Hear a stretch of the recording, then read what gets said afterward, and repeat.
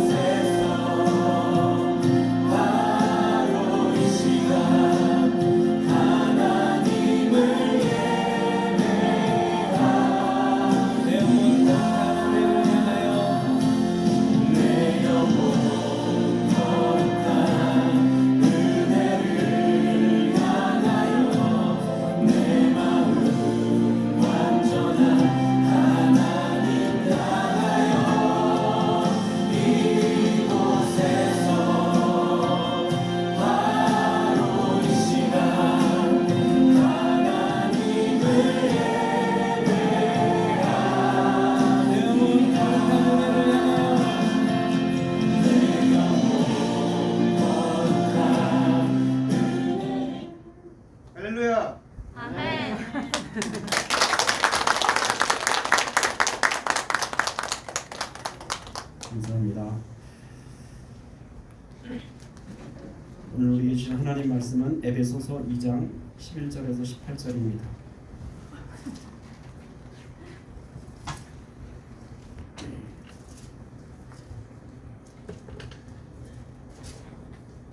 에베소서 2장 11절에서 18절 말씀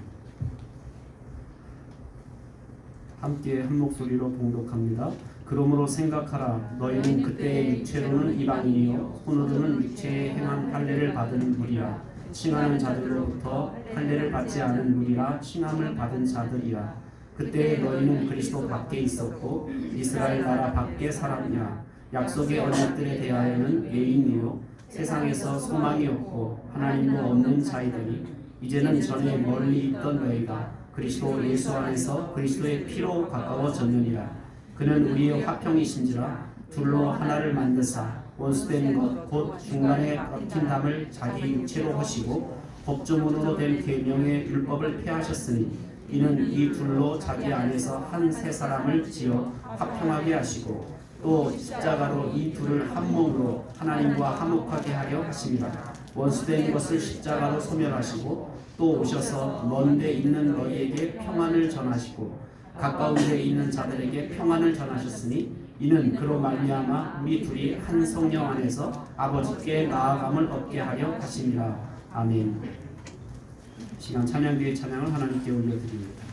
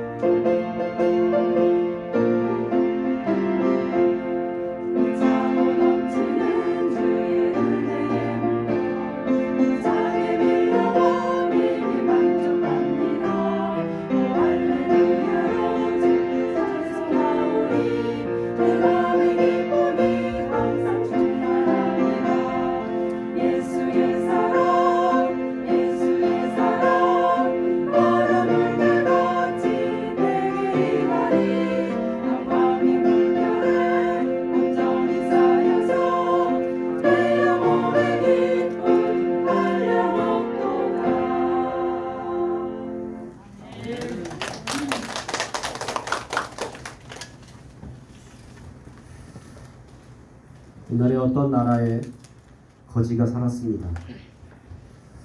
그 거지는 나면서부터 거지의 자식으로 태어나서 다리 밑에서 출생했고 다리 밑에서 사는 아주 비참한 인생이었습니다. 그는 아버지를 따라 어릴 때부터 동양을 다니면서 15년을 그렇게 살아왔습니다.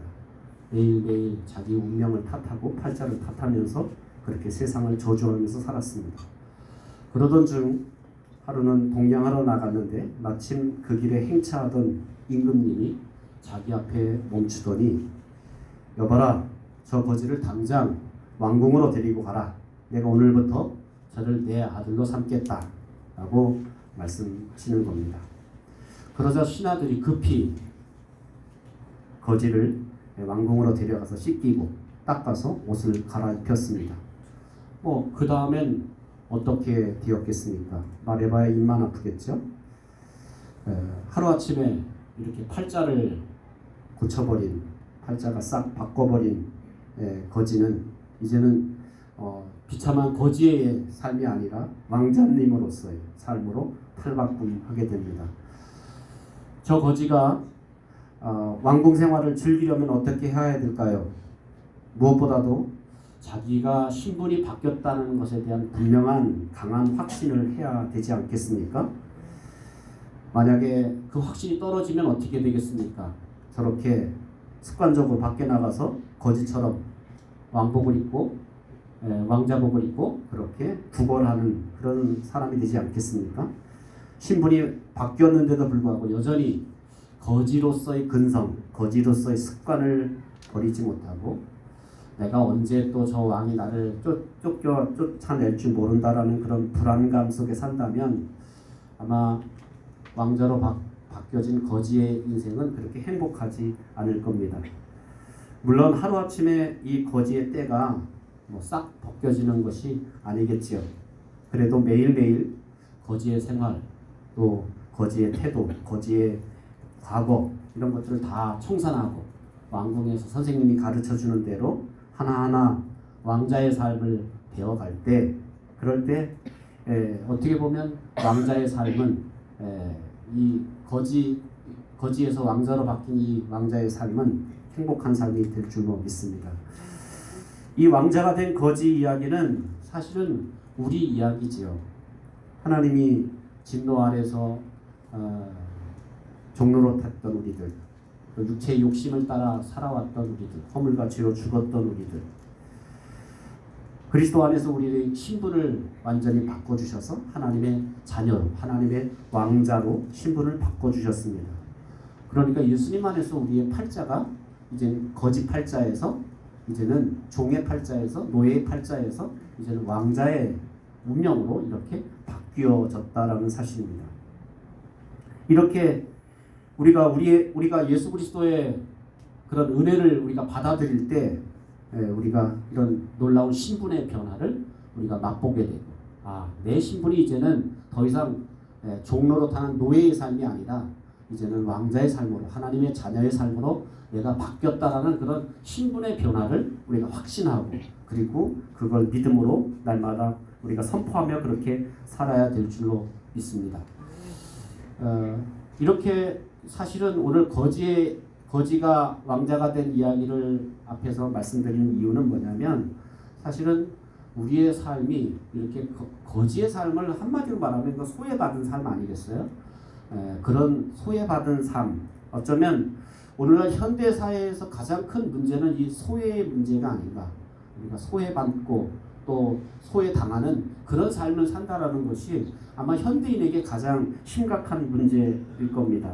젊은이들 중에는 여러 가지 사회적인 이런 차별로 말미암아 소외를 받으면서 제도권에 대해서 환멸을 느끼는 그런 청년들도 있고, 또 이런 너무 막 급하게 바뀌어가는 이 4차 산업 아직 난 3차도 못 따라간 것 같은데 벌써 4차 갔다 그러고 이러니까 이런 기술 사회가 이렇게 급격하게 바뀌는 거에 대해서 뭔가 비판적이고, 그러면서 이렇게 어떻게 보면 기성세대를 적대시하면서 이렇게 살아가는 사람들도 많습니다. 왜냐하면 자기들이 소외받았다고 생각하기 때문입니다. 그래서 어떤 사람들은 이 소외받은 이 삶, 소외하는 이 사회를 변화시키고자 개혁을 꿈꾸는 젊은이들도 있고, 심각하게는 어떤 사람은 아주 혁명을 꿈꾸는, 이런 세상 뒤집어 엎어야 된다 하고 이 혁명을 꿈꾸는 사람들도 있습니다. 어쩌면 이런 소외 문제에서 비롯된 것이 바로 공산주의죠. 공산주의가 왜 생겼냐? 이런 소외 문제에서 사실은 발달이 됐습니다. 칼 마르크스가 공격에 처해 있는 노동자들의 경제적인 소외죠. 그런 경제적인 소외를 보면서 심각한 그런 문제의식을 느꼈습니다. 노동자들이 땀을 흘려서 밤새워가면서 상품 만들어놨는데 그 상품을 판매하고 상품을 사용하는 사람들은 전혀 그 이익을 누리는 사람은 엉뚱한 사람들이라는 거예요.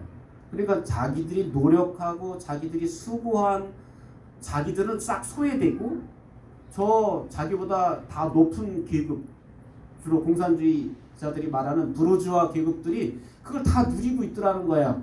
그래서 공산주의가 주장하는 게 뭐예요? 그럼 부르주아 계급 이거 다 필요 없다. 계급 다 타파하자. 이런 것이 이제 어떻게 보면 공산주의가 발생한 원인이다라는 겁니다.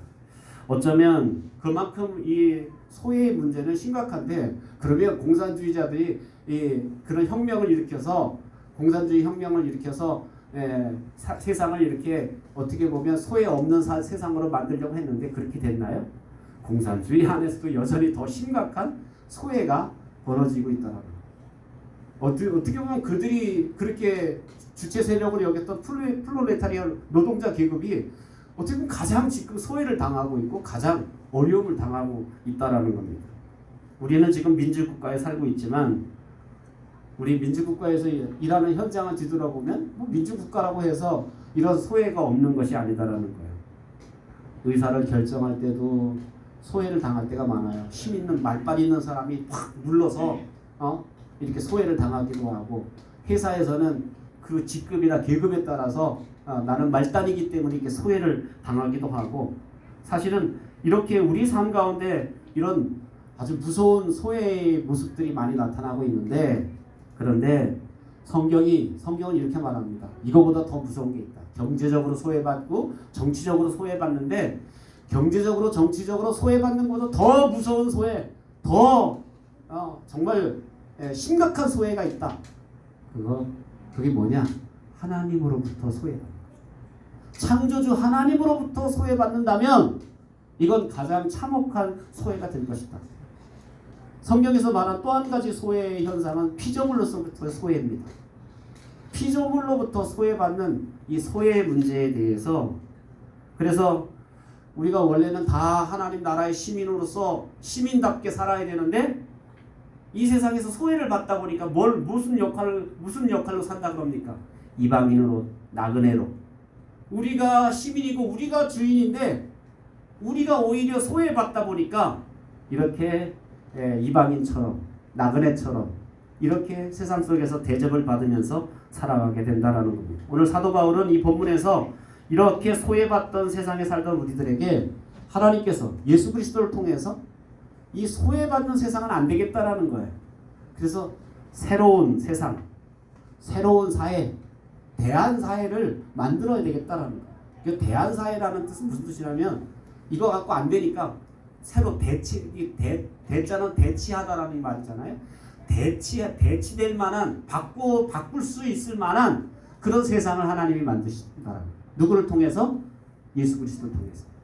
이 세상은 탐욕과 욕심 때문에, 또 마귀에게 종노릇하는 이 세상은 누군가를 소외시키고 누군가를 이렇게 밀어내는, 그래서 분열과 다툼이 일어날 수밖에 없는 세상인데 이런 세상 안 되겠다라는 거예요.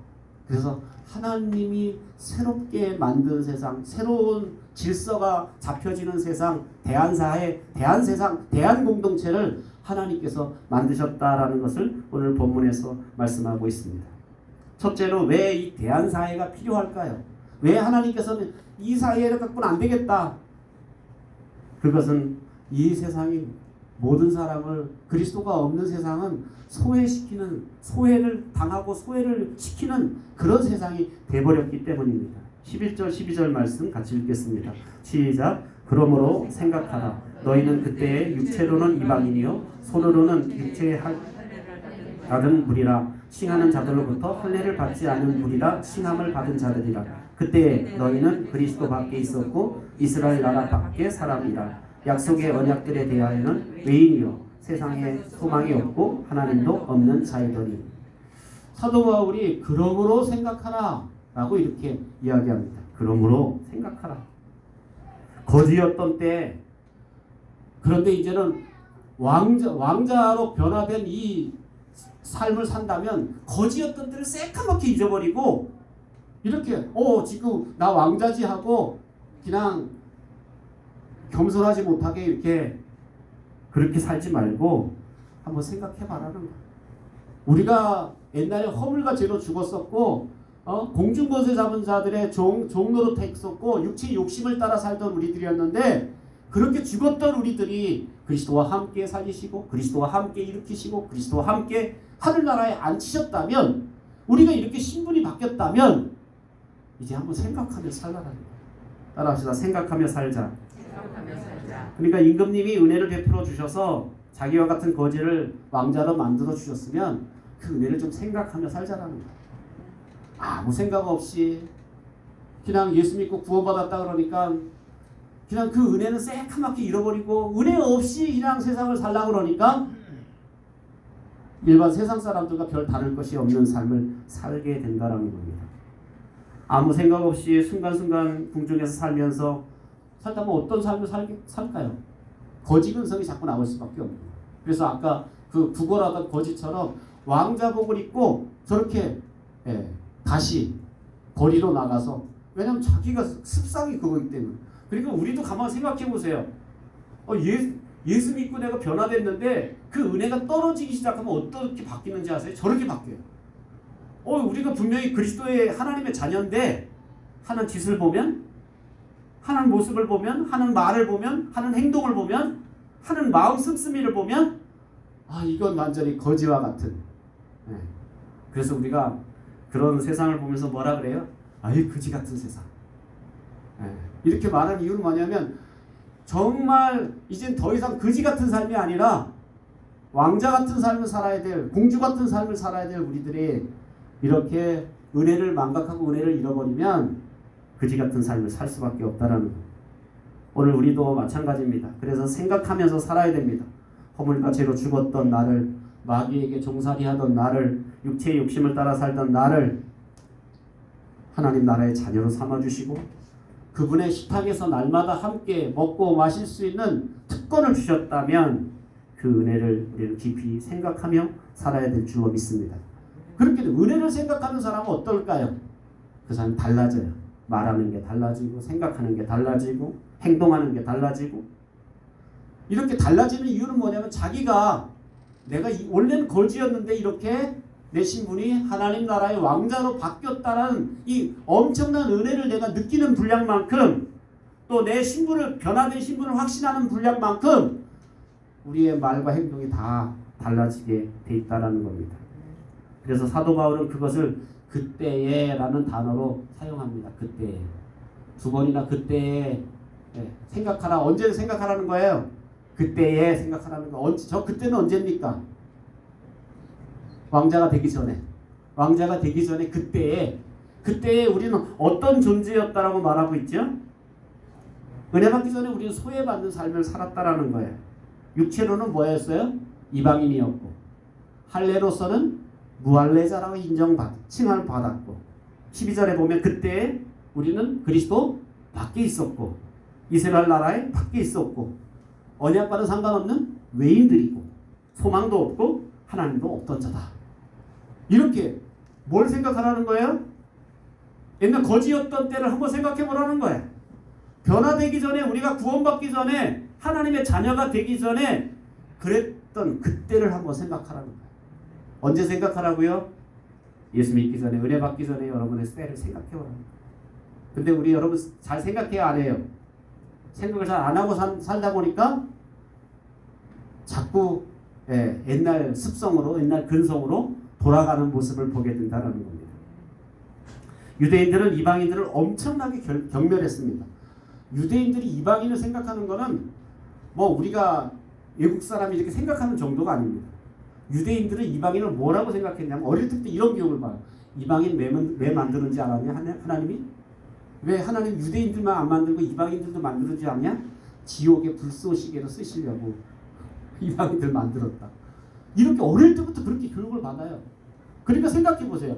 어릴 때부터 저 이방인들, 지옥의 불쏘시개들 이렇게 생각하니까 그 사람들을 소중히 여기고 존중히 여기고 이렇게 생각할 리가 없다라는 거예요. 그러니 무시하고 아주 멸시천대를 할 수밖에 없다라는 거예요. 그러니까 이스라엘 백성들이 이렇게 했기 때문에 나중에 1차 대전 때 이스라엘 유대인들이 그렇게 자기들이 한 만큼 그들이 그 600만 명이 넘는 유대인들이 학살당하는, 그래서 가는 곳마다 미움을 받고 유대인들이 학살당하는 이유가 이들이 잘못 행했어요. 그러니까 다 이방인들은 그런 지옥의 불쏘시개로 여기고, 그리고 정말 하나님이 왜 열방 중에서 수많은 백성들이 있지만 이스라엘 우리들만 사랑한다. 저 이방인들을 절대로 사랑하지 않는다. 그리고 사랑 안 하고 지옥의 불쏘시개 될 영혼들에게 전도할 이유가 있어, 없어? 전도할 이유가 없는 거예요. 그러니까 유대인들이 예루살렘 나가서 복음 전하는데 복음 안 전하는 거예요. 죽어도 안 나가는 거예요. 그러니까 하나님이 뭐 어떻게 해요? 핍박을 통해서, 환난을 통해서라도 크리스찬들을 흩어놓으셔서 세계 곳곳으로 나가서 복음이 증거되게 됐다라는 겁니다.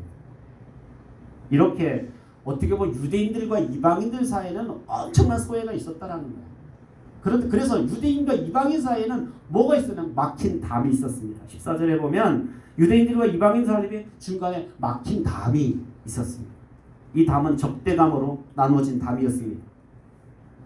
그래서 우리를 비롯해서 모든 이방인들은 이 담에 갇혀서 이중적인 소외를 받은 거예요. 하나님으로부터 소외받았고 또 저 유대인들로부터 피조물로부터 소외당하는 이중적인 소외를 받는 삶을 살게 됐다는 겁니다.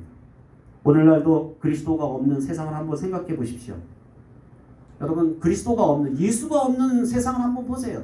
예수가 없는 가정, 예수가 없는 직장, 예수가 없는 이웃, 예수가 없는 공동체를 한번 생각해 보세요. 저 분열의 담이 다 있다라는 거예요. 너 나하고 이거 달라, 딱 담쳐. 뭐 학교에도 그런 게 없나요? 학교에도 너 나하고 달라, 담치고 왕따시키고 멸시해. 왕따 때문에 애들이 죽는 경우도 생기잖아요. 이 그리스도가 없는 세상은 이런 분열의 담으로 쌓여 있다라는 겁니다. 그래서 분열성은 그리스도가 없는 사회의 대표적인 특성입니다. 그리스도가 없는 곳 특성 뭐라고요? 분열성. 갈라놓는다라는 거. 갈라치기를 잘하는 거예요. 여러분, 그리스도가 없으면 갈라치기. 그런데 반대로 그리스도가 들어오면 분열된 것, 갈라진 걸 어떻게 할까요? 하나 되게 하는 거예요. 그러니까 이걸 여러분 분명하게 아셔야 돼요. 아, 그리스도가 없는 세상은 이렇게 좋은 세상이 아니야. 그 세상이 대단한 세고 멋진 세상이 아니야. 그리스도가 없다면 아무리 거기 멋진 엘리트들이 모였어도요, 거기 갈라치기가 있어요. 분열이 있어요. 그 조영호 원사님 그 얘기 하더라고요. 그 자기가 이렇게 법제처 7급 공무원으로 들어갔는데 정말 다 서울대 연고대 애들 다 행시나 그 사시 출신들이 다 거기 수석 번쩍수석하대. 그러니까 뭘 얘기를 해도 그래서 자기 신분이 이제 자기가 강원대 저 시외학교 강원대학교 나왔다 그러니까 그런 대학이 있어요? 뭐 이렇게 부를 정도. 그러니까 얼마나 애들이 도도한지 뭘 얘기해도 따박따박 과장이 돼서 이렇게 뭐 지시를 해도 따박따박 그 반대를 하면서 그러더라는 거야. 그리고 자기들 안에 이렇게 뭐 자기들 그 세력 안에 안 낀 사람들이 이렇게 멸시하고 밀어내는. 그래서 그런 공무원 그 고위직 공무원 세계 속에서 또 이렇게 그 행시나 사시 출신이 아니면 거기서 이렇게 좀 멸시를 당하는 그런 분위기였다라는 그런 얘기를 한 적을 들었습니다. 이렇게 그리스도가 없는 세상은 분열성이 계속 갈라놓는다라는 거예요. 그래서 11절에 보면 생각하라고 말씀하고 있는 거예요. 우리가 예수 믿기 전에 이렇게 갈라치기 했던, 분열당하고 그렇게 소외받았던 세상, 그런 세상 우리가 살지 않았느냐.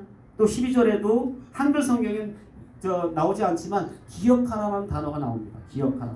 그래서 11절에 생각하고 12절에 기억하라. 그때를, 언제를? 그때를 예수 믿기 전에 거지였을 때 그렇게 소외받았던 때를 생각하라. 그럼 내가, 의성아, 내가 막 소외 엄청 당했어.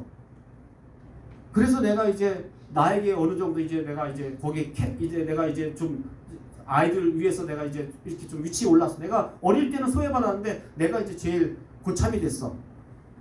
그럼 어떻게 해야 될까요? 야, 이제 소외 같은 거 없어. 이제 왕따 시키는 거 없어. 이렇게 해서 바로 잡아야 된다는 거예요. 왜냐면 그때를 생각하기 때문에. 아마 우리나라 시어머니들도 며느리 때 시어머니 고생했던 거 생각하시면 어떻게 할까요? 다시는 내가 며느리들한테 그렇게 시어머니 너도 사지 말아야지 하고 생각하시면 그렇게 할 수 있어요. 그래서 생각을 안 하면 하던 대로 그대로 따라가게 돼요. 내가 그때 어려웠던 거 기억한다면 그렇게 살 수가 없다라는 거예요. 그러니까 그리스도가 없었던 때에 우리가 그렇게 분열돼서 소외받았던 때를 생각한다면 이제는 그거 기억하고 그거 생각하는 사람은 이제 달라지는 거예요. 내가 여전히 갈라치기하고 여전히 내가 교회 안에서도 왕따시키고 누군가를 나와 같지 않다 하는 이유로 밀어내기 시작하는 그런 공동체를 만들지 않는다라는 사실입니다. 우리가 모든 것을 다 잊어버릴 수 있고 또 잊어버릴 것도 많지만 성경이 한 가지만을 기억하라는 거예요. 내가 그리스도의 사랑 안에서 사랑에 들어와서 그리스도의 사랑을 받기 전에 내가 어떤 취급을 받았고 어떤 대접을 받았고 내가 어떤 삶을 살았는지를 기억한다면 지금 내가 하나님 나라의 왕자로 변화받았다면 내가 이제 어떻게 살아야 되는가. 그래서 우리는 그때를 잘 생각할 줄 아는, 그때를 생각하는 사람은 현재를 달라져요. 근데 그때를 생각하지 못하는 사람은 내가 조금 자리가 올라가고 조금 높은 자리에 서면 똑같은 짓을 해요. 옛날 내가 당했던 것보다 어떻게 보면 더 심한 일을 행할 때가 많다라는 거예요. 그래서 여러분이 정말 그리스도 밖에 있었을 때를 생각하고 기억하는 여러분 되시기를 주의 이름으로 축원합니다. 두 번째로 분열되었던 우리를 그리스도께서 하나로 화목시켜 주셨습니다. 13절 14절입니다. 시작. 이제는 전에 멀리 있던 너희가 그리스도의 안에서 그리스도의 피로 가까워졌느니라.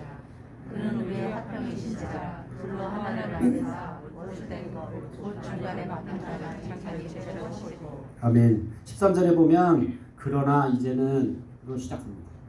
원어에는 물론 그러나라는 단어가 안 기록되어 있지만 개역 성경은 없지만 원래 그러나라는 역의를 해당하는 그런 접속사가 들어가 있어요. 그러나 이제는 그때를 생각하고 그때를 기억하라. 그러나 이제는 어떻게 됐다라는 거예요? 바뀌었다라는 겁니다. 그리스도를 통해서 우리가 어떤 변화가 일어났는지 11절, 12절에 그때를 우리 한번 생각해 보면 이제는 그리스도 안에서는 어떻게 변화됐느냐. 13절, 14절입니다. 어떻게 바뀌었다고 이야기합니까? 한때 우리는 어떻다고 말합니까? 전에 멀리 있던 너희가 어떻게 됐다? 가까워졌다. 멀다, 가깝다. 이건 무슨 용어예요? 공간을 나타내는 언어예요. 공간. 내가 멀리 가까이. 멀리 있던 우리가 가까워졌다라고 이렇게 말합니다. 여러분, 구약에서 구약에서 늘 하나님과 가까이 있었던 백성은 어딜까요? 구약에서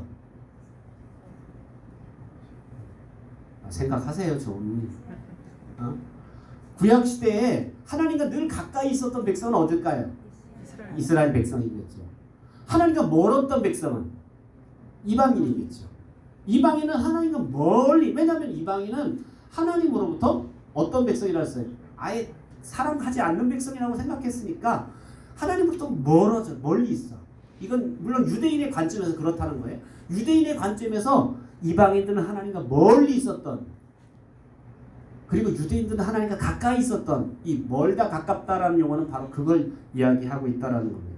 그런데 이렇게 멀리 있던, 하나님으로부터 멀리 떨어져 있던 우리들이, 이방인들이 어떻게 됐다? 그리스도의 피로 가까워졌다라는 거예요. 그냥 공간적으로 가까워진 정도가 아니라 아예 그리스도의 피로라는 말을 바꾸는 얘기면 아예 인간한테 이런 말 쓰면 되는지 모르겠어요. 종자가 바뀌었다라는 거야. 이제는 아예 씨가 바뀌었다라는 거야. 이제 그리스도의 피로 바뀌어져 버렸다라는 거야.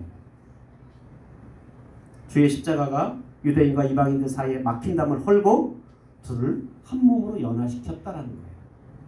그래서 원수된 것 곧 중간에 막힌 담을 자기 육체로 허시고 십자가에서 주님이 자기 육체를 찢으심으로 이렇게 유대인과 이방인 사이에 막힌 담을 헐어버렸다라는 거예요. 아까 그리스도가 없는 세상의 특성이 뭐라 그랬어요? 분열성. 자, 그리스도가 없는 대표적인 분열성이라면, 그래서 서로 조금만 다르면 담치고 서로가 원수대하듯 하고, 또 그런데 그리스도 안에 공동체는 어떻게 바뀌었을까요? 주의 십자가로 화평을 이룬 것처럼 서로 화평하는 화목한 사회, 화목한 공동체가 됐다. 아멘입니까? 그리스도 전에, 그리스도 밖에 있을 때는 어땠어요? 분열하고 소외받았던 인생이에요. 그런데 그리스도 안에 들어오면서 우리는 화평하고 화목하는 사회, 화평하는 공동체로 바뀌어졌다는 겁니다.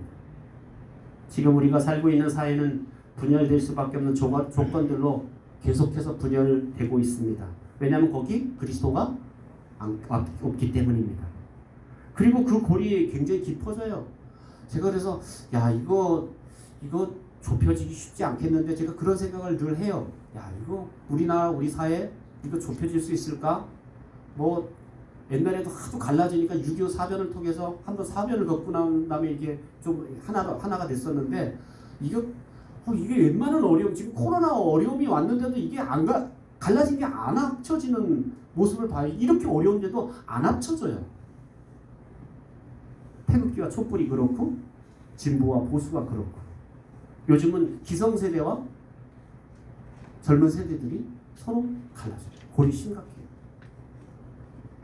그래서 여러분 그 회사 같은 데 보면 50대 후반, 60대 초반들은 정년 연장 이거 투쟁하고요. 젊은 세대들은 아니 이제 좀 빨리 나가줘야지. 계속 정년 연장하고 붙어있으면 지금 밑에서 올라오는 사람들이 자리를 들어갈 수가 없잖아. 그러니까 젊은 사람들은 또 그걸 반대하고 이게 서로 첨예하게 서로 대립되어 있는 그런 모습을 보게 됩니다. 요즘은 심지어는 젠더 갈등까지 남성과 여성이 서로 갈등을 하고 남자 편 여자 편가르기를 하는. 왜 그럴까요? 그리스도가 없기 때문에. 그 속에 그리스도가 없으면 그리스도가 오셔야 이 중간에 막힌 담을 헐어버릴 수 있다라는 겁니다. 그리고 하나 되게 하시고 화목한 사회, 화목한 공동체를 만드신다라는 사실입니다. 그런 면에서 보면 이 세상을 바라볼 때 정말 답이 없어 보여요. 야, 이거 좀 하나 될 수 있을까? 이거 화목할 수 있을까? 저 진보와 보수가 서로 손잡고 촛불과 저 태극기가 서로 손잡고 이렇게 함께한 나라를 이뤄나갈 수 있을까? 이거 불가능해 보이는데, 그런데 하나님은 그러기 때문에 대한 공동체를 만드셨어요. 대한 공동체가 어딜까요? 교회라는 거예요. 교회만은 어떻게 된다는 거예요? 하나 되어야 된다는 거예요. 그리스도 안에서는, 교회 안에서는 누구라도 여기서는 소외되거나 분열돼서는 안 된다라는 사실입니다. 그래서 세상 사람들에게 좀 소리쳐야 돼요. 여기 와 봐라, 세상 사람들아. 여기 이렇게 다른 사람들이 이렇게 그리스도 때문에 하나가 되지 않느냐? 그럼 너희 세상 사람들 조금 다르다고 이렇게 분열하고 있는데 교회를 보고 배워라. 이런 얘기를 해야 될 교회인데, 교회가 화목한 공동체, 이 대한사회가 되지 못하고 대한공동체가 되지 못하면 세상에 대해서 자꾸 욕을 먹는 거예요. 아유, 교회 좀 난 줄 알았더니 별거 아니네 하고 돌팔매질을 할 수밖에 없다. 그래서 교회는 정말 그리스도로 인해서 하나 되는, 그리스도로 인해서 이게 막힌 담이 허물어지는, 그래서 좀 이런 현상이 나타나야 돼요. 그리스도가 가정에 들어오면, 그리스도 없을 때는 막 피 터지게 싸우던 부부간이 그리스도가 들어오시니까 그냥 다 용서해 줄 수 있고 다 덮어줄 수 있고 다 끌어안을 수 있어요. 이게 그리스도 때문에 변화되는 역사라는 거예요. 여러분들 중에 그러잖아요. 그리스도 아니면 벌써 헤어져도 10번은 헤어질 수 있는 가정이 있잖아요. 그런데 참고 견디는 이유는 뭐냐면 그리스도 때문에. 우리도 어떨 때는 화가 나고 힘들고 어렵지만 한마디씩 확 내지르고 싶지만 견디고 참는 이유는 뭐냐면 내 안에 그리스도가 계시기 때문에. 그리스도가 나를 위해서 희생하신 것처럼 나도 그리스도처럼 걸어가야 되는 인생이기 때문에 이렇게 그리스도가 함께 계시면 하나 되고, 그리스도가 계시면 거기 화목이 일어나는 역사가 나타나게 될 줄로 믿습니다.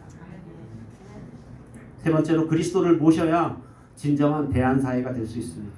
15절로부터 18절입니다. 시작. 법조문으로 된 계명의 율법을 폐하셨으니 이는 이 둘로 자기 안에서 한 세 사람을 지어 화평하게 하시고 또 십자가로 이 둘을 한 몸으로 하나님과 화목하게 하려 하심이라. 원수된 것을 십자가로 소멸하시고 또 오셔서 먼데 있는 너희에게 평안을 전하시고 가까운 데 있는 자들에게 평안을 전하셨으니 이는 그로 말미암아 우리 둘이 한 성령 안에서 아버지께 나아감을 얻게 하려 하심이라. 아멘.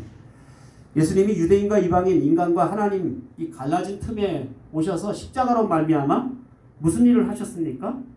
그것이 15절 16절에 나오고 있어요. 그리스도께서 무슨 일을 하셨길래, 그래서 우리에게 오셔서 그리스도가 무슨 일을 하시는지 알아야 결국 우리가 변화될 수 있는 거예요.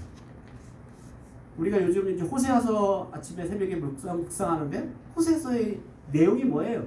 망하는 이유가 뭐예요? 하나님을 아는 지식이 없기 때문에 망하는 거죠. 하나님을 아는 지식이 없으면 망하는 것처럼 오늘 그리스도가 우리에게 오셔서 행한 일을 모르면 우리 아무 생각 없이 사는 거예요. 그런데 그리스도께서 우리에게 오셔서 우리 가정에 오셔서 우리 직장에 오셔서 이 사회에 오셔서 우리 교회에 오셔서 그리스도께서 무슨 일을 하셨는지 알면 우리가 바뀌어진다라는 겁니다. 첫 번째 그리스도께서 오셔서 하신 일이 뭡니까? 첫째로 하신 일 법조문으로 된 계명의 율법을 폐하셨으니 따라서 율법을 폐하셨다. 율법을 첫 번째 하시는 율법을 폐하신 거예요. 계명의 율법을 폐하셨다. 아니 그러면 이런 생각을 해요. 마태복음 5장에 보면 예수님이 이 땅에 오셔서 율법을 폐하러 오셨다 그랬나요? 나 율법 폐하러 왔다고 너희들 생각하시는데 그 오해야. 뭐라고 하시죠? 난 율법을 폐하러 온 게 아니라 율법을 완성시키러 왔다.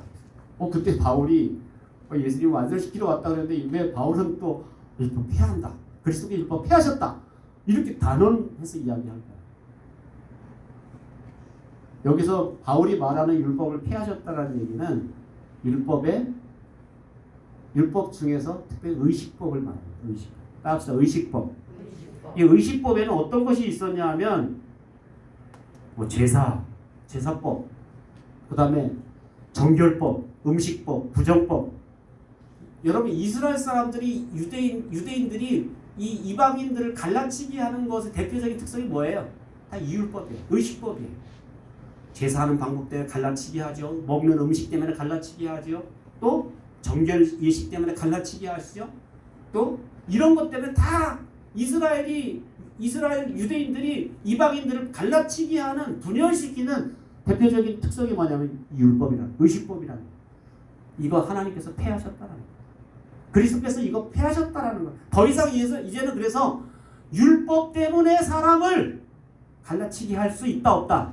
없다라는 거예요. 그럼 여러분도 적용하셔야 돼요. 여러분도 율법으로 하나님의 말씀으로 다른 사람 이거 지켰네 안 지켰네 이걸 하네 안 하네 이것 때문에 사람을 갈라치게 하면 된다 안 된다? 안 된다. 어떤 일이 있어도 이런 것 때문에 이거 폐하셨다는 얘기는 이제는 율법은 그렇게 갈라치게 하는 용도로 하나님 우리에게 주신 게 아니야.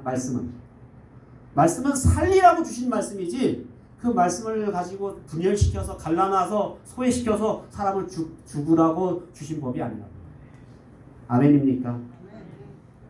그래서 이제는 구약의 율법 이 의식법을 통해서 어떻게 보면 분열 서로 갈라놓았다면 이제는 믿음의 법을 통해서 서로 하나 되게 해요. 믿음의 법을 통해서 하나 되게 해요. 이렇게 바뀌었다. 그 여러분께서 우리 삶 가운데 우리가 화목한 공동체, 대한 공동체가 되려면 이제는 하나님 여러분이 조금 배운, 여러분이 조금 듣고 아는 하나님 말씀을 가지고 다른 사람을 정죄하거나 다른 사람 판단하거나 다른 사람 갈라치기 하면 안 된다. 아멘입니까? 그런데 많이 해요, 안 해요? 조금 아는 것 때문에 많이 해요, 안 해요? 해요. 자꾸 해요. 뭐 겉으로는 안 하는 사람이 있어 속으로 또 막 해요. 아유 저것도 못하고, 아유 저게 권사야? 저게 장로야? 하면서 막 이렇게 막 속으로 막 이렇게 하는 이게 갈라치기 하려고 하는 속성이 있어요. 다만 그게 겉으로 드러나지 않았을 뿐이에요. 주님은 우리의 마음까지 보시기 때문에 그래서 우리가 하나님 주신 말씀을 통해서 우리가 사람을 갈라놓는 사람을 소외시키지 말아야 된다라는 거예요. 왜냐하면 그분이 폐하셨다. 두 번째 주님이 하신 일 뭐예요? 이 둘을 자기 안에서 한 새 사람을 지어 화평하게 하시고 따라합시다. 새 사람으로 창조하셨다. 그런데 여기 보면 이 둘이라는 건 뭘까요? 이 둘은 유대인과 이방인들을 자기 안에서 그리스도 안에서 한 새 사람. 둘이었는데 그리스도 밖에 둘이었는데 그리스도 안에 들어와서 어떻게 됐다? 하나로 이 믹서가 아니라 아예 재창조됐다는 거예요. 하나로 만들어져서 새 사람이 지어졌다. 여러분 율법은 인류 안에 있는 그런 틈을 만들어놔서 서로 갈라놓았다고 그래서 서로 소외시켰다면 그래서 서로 반목하고 질시하게 했다면 이제 주님께서 분열시키는 율법을 다 폐해버리시고 더 이상 이제 나누어 놓을 만한 근거가 없어. 그 대신 이제는 그리스도의 주권으로 창조 행위를 하신 거예요. 그래서 둘을 하나로 만드셨다는 거예요. 여기서 만들다는 게 이거 그냥 이렇게 적당하게 반씩 잘라서 이렇게 하나로 만든 게 아니에요. 요 반 유대인 자르고 반 이방인 잘라서 하나 만든 게 아니에요. 아예 여기서 용광로에서 이 샘물을 완전히 녹여서 하나로 만들듯이 그렇게 하나로 재창조하셨다라는 겁니다. 그 재창조하신 공동체가 어디예요? 교회. 여기서 그래서 말하는 새 사람은 개인을 말하는 게 아니라 이거는 공동체를 말합니다. 새로운 사회, 새로운 사람이라는 것은 한 개인을 의미하는 게 아니라 이 이방인과 유대인이 어떻게 한 개인으로 만들어졌겠어요? 그냥 유대인과 이방인을 하나로 해서 새로운 사회, 새로운 교회로 주님이 만드셨다라는 사실입니다. 그래서 이제는 우리는 죽었다 깨나도 어떻게 해요? 서로 하나에 하나. 따라서 죽었다 깨나도 하나다. 옆 사람 보세요. 옆 사람 보면서 우리 서로 하나야. 그렇기 때문에 하나 됐는데 자기 몸이 서로 한 몸이, 그래서 성경은 한 몸이라 그랬어요. 한 몸이 됐는데 자기 몸질이 서로 치고받고 싸우면 어떻게 될까? 그 몸은 병들게 돼 있어요. 요즘 제일 무서운 병 중에 하나가 뭐예요? 자가 면역 질환. 이 면역은 원래 이렇게 나쁜 병균이 밖에 들어왔을 때 이렇게 싸우라고 하나님 주신 면역 체계인데 이 자기 면역 체계가 자기 몸을 치는 거야. 그러면 이거 심각한 거야. 자기 몸 안에서 자기가 면역 체계가 서로 싸우다 보니까 몸이 비실비실해지고 이제 건강을 잃어버리는 거야. 그래서 여러분 정말 이게 자기 몸이 서로 싸우면 이건 심각한 질병이에요. 그래서 우리는 교회 안에서 절대로 좀 다르면 어떻게 해요? 아, 저 사람 나하고 다르구나. 다른데도 한 몸 만드셨네. 감사하네. 이렇게 생각하세요. 달아? 어이, 안 봐. 그래서 교회 안에서 얼마나 이런 아주 정말 몰지각한 사람들이 많은지 몰라요. 그래서 예배 시간에 이렇게 1, 2, 3부 있는 사람은 그 사람 2부에 나오면 난 반드시 1부나 4부로 나와요. 얼굴 안 맞추시려고. 그리고 우리가 지금 한 번 드리는 예배는 그 사람 11시 10분 전에 나오면 자기는 11시 땡 되면 나와서 저 뒤에 앉아. 그리고 축도 끝나자마자 재빨리 나가. 그래서 서로 얼굴을 안 보는 그런 사람들이 저 동네에 있더라고요. 저 동네. 네. 저도 소문만 들었어. 근데 얼마나 이게 그러니까 교회 공동체가 대한 공동체가 돼야 되는데 이게 하나님 보시도 얼마나 이게 심각한 거야. 아니 새 걸로 만들어놨더니 그 안에서 저러고 또 흔짓거리를 하고 있으면 이거 얼마나 하나님 속이 상하겠어요. 그래서 정말 우리는 이제는 내가 새로운 사회, 새로운 공동체가 됐다는 것, 한 몸이 됐다는 것, 이거 잊지 말아야 된다는 것. 세 번째 주님이 하신 일은 뭘까요? 유대인과 이방인을 하나님과 화목케 하셨어요. 십자가로 둘을 한 몸으로 하나님과 화목하게 하셨다라고 이렇게 말씀하고 있습니다. 그래서 하나님과 화목하게 되어 이제 원수되는 것을 다 소멸해 버리셨습니다. 그리스도께서 대한사회를 만드시기 위해서 이렇게 십자가를 통해서 행하신 일이 뭡니까? 세 가지입니다.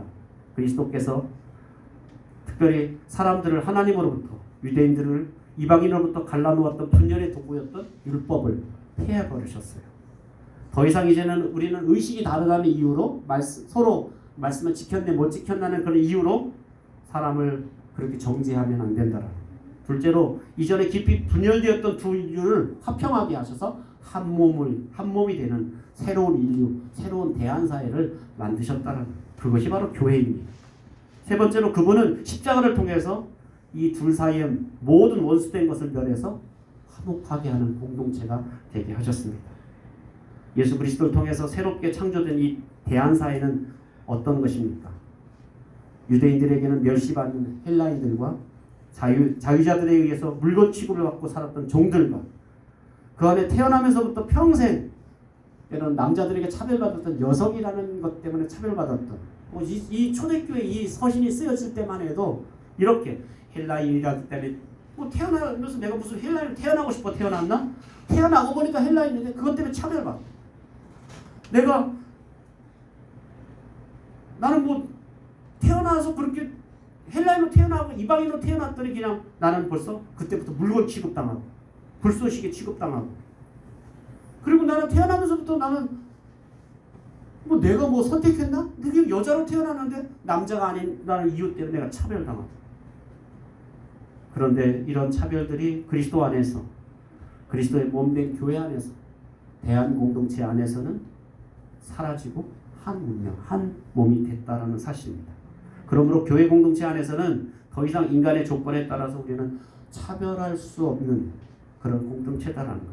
그래서 저는 교회라는 단어를 바꿔 말하면 이 어떤 공동체냐? 차별할 수 없는 공동체.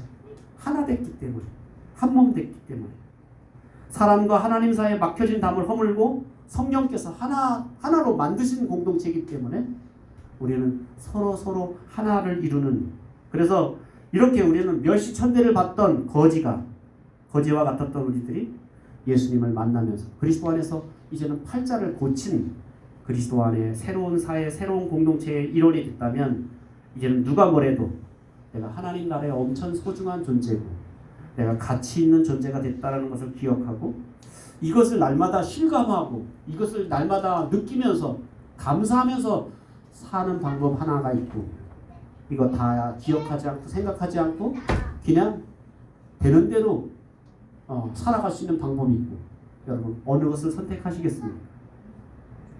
기도하겠습니다. 살아계신 하나님 아버지, 은혜와 사랑을 감사합니다. 하나님께서 특별히 우리를 소외받고 분열됐고 멸시천대받던 종살이 하던 저희들 그리스도 안에서 율법을 폐하시고 서로 하나 되게 하시고 새로운 사회, 새로운 몸으로 만드시고 화목하게 하시고 그로 말미암아 우리를 하나님과 한 몸 되게 하신 것을 감사합니다. 그리스도와 한 운명 공동체가 되어서 하나님 나라를 받들어 나갈 수 있도록 은총을 주신 것 감사합니다. 우리를 이렇게 새로운 사회, 새로운 대한 공동체로 세운 것을 우리가 기억하고 아직도 그리스도가 없는 가정, 그리스도가 없는 이웃, 그리스도가 없는 나라 속에서는 끊임없이 분열과 소외와 다툼이 일어나지만 하나님 정말 그리스도로 하나 된 이 공동체 안에서 저 세상을 향해서 대한 사회로서 대한 공동체로서의 모습을 모델을 잘 보여줄 수 있는 그런 저희들이 될 수 있도록 축복해 주옵소서. 달라도 너무 다른 우리들이지만 그리스도 때문에 하나 되었고 그리스도 안에서 서로 사랑하며 섬기며 하나님 나라를 이루어가는 아름다운 공동체가 되도록 축복해 주옵소서.